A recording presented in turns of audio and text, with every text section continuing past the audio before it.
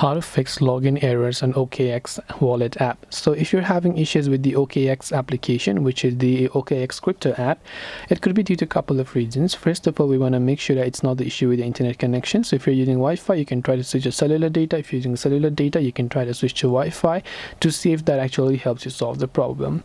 Now after you've done that, basically what you have to do is the issue could also be with the app. So you can long press the OKX Wallet app, tap on the I button to come to the app info page, and from there you can simply scroll down to the storage tab, and once you go to storage you can clear the cache files, and also you can choose to clear its data.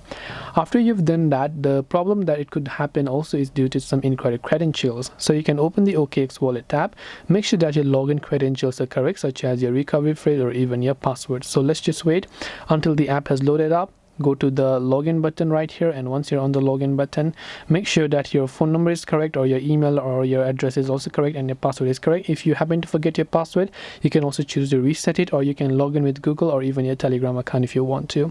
So I hope that this video helped you. If you have got any further questions, feel free to also leave them down below. Thank you for watching, and see you in the next video.